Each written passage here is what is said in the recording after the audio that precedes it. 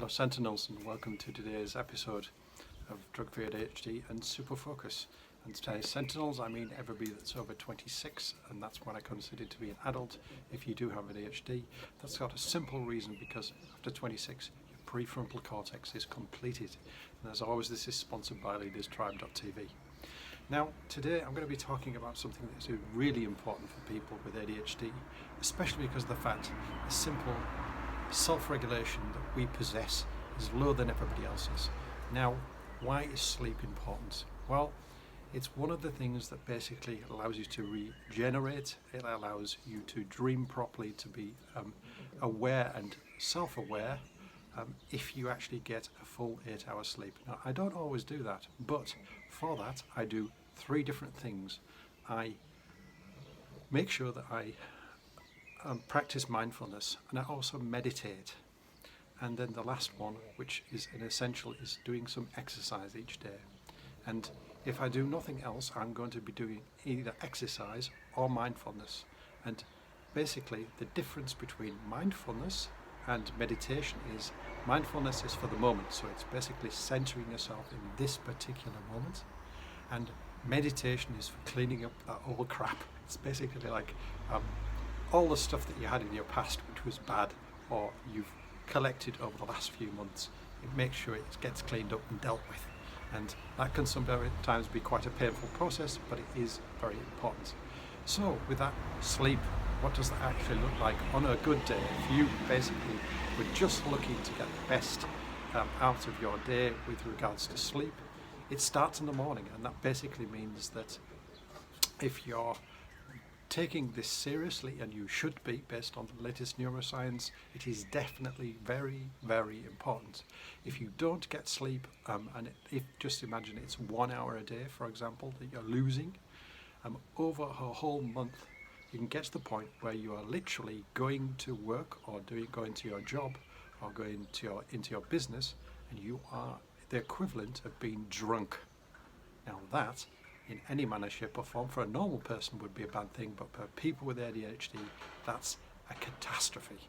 So how can you actually do that? Well, it's quite simple. Get up, see the dawn, and look at the sun. Obviously not once it's fully out there, but when it's rising, look at the sun. It basically resets your circadian rhythms and makes sure you're prepared for the day.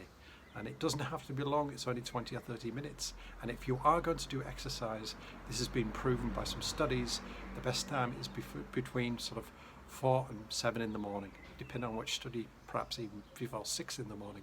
Ooh. But anyway, there you go. And once you've done that, make sure that if you're going to be drinking coffee or something that are stimulants, don't do that 12 to 14 hours before you're going to go to sleep. So if you get up, get out, take a walk, look at the sun when it's rising. That's a reset. Make sure you get up early. That's another thing. It means that basically when you are going to bed, and you should go to bed relatively early, about 10 o'clock, with the best estimates at the moment, so that you can get plenty of deep sleep. Another thing that's also important, which is simple these days, you can put blue filters on all your devices, whether that's a PC, your phone, whatever it happens to be. You can do things like that which help. And again, go out at dusk so you actually see sunrise and sunset. And aside from the fact it's very peaceful, it also helps you then when you want to sleep, and go to sleep and get up at the same time each day. Now if you do this, after a while it will take a time to reset. Usually, for example, when I was 26, I was basically in a constant state of total insomnia. And what I say with that is basically I was awake for 3 straight days, and then I slept a day, and I was killing myself, and I thought I'll never get rid of this, until I took some very sage advice, which is what I'm relating to now. And also the fact that if you do that, it will make a difference. It takes time to do that reset. It may take 2 to 3 to 4 weeks to actually do this, but it is possible. And if you can't do the things exactly in that particular sort of, you can't be up at dawn, you can't be out at dusk, then you can actually get lights or alarm clocks that do that for you. So there's electronics, there's devices that you can get that will provide that type of lighting, which is almost the same thing.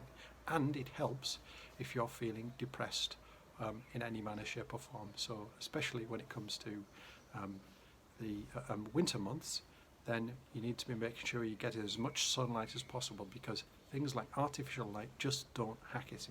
You need the sun, you need to see it. It's something that we've lived and grown up with for thousands of generations.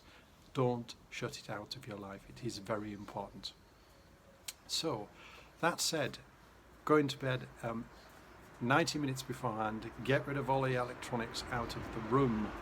Make sure that the actual room itself is completely dark, and I do mean completely dark. That means blocking out the windows. Just covering your eyes does not hack it. Your skin is basically one big transmitter. If it has a crack of light exposed to it, I think it's something like 1 square centimetre, it makes a difference.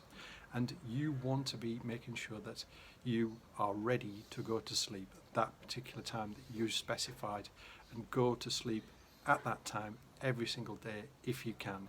If you can't, it will disturb your sleep, and the older you get, the more that you'll notice this.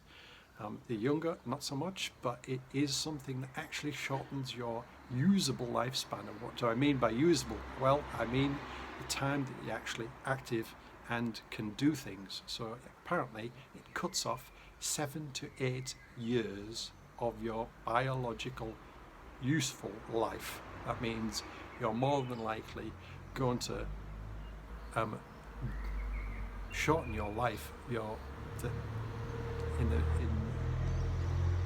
in any useful manner, shape or form by 7 to 8 years, which is quite frightening. So if you need some motivation, that would be it for me. For me, it certainly was. I'd got to the point where I just could not survive any longer. I had to change it. And when I did those things, I took mindfulness seriously.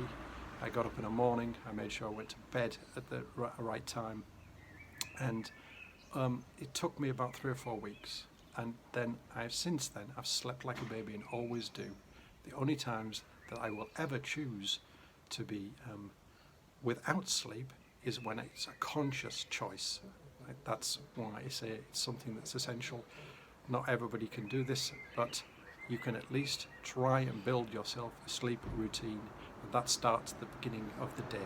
So I can only say, make sure you do it, especially if you've got ADHD. It is really helpful. It helps you with your self-regulation on a day-by-day basis.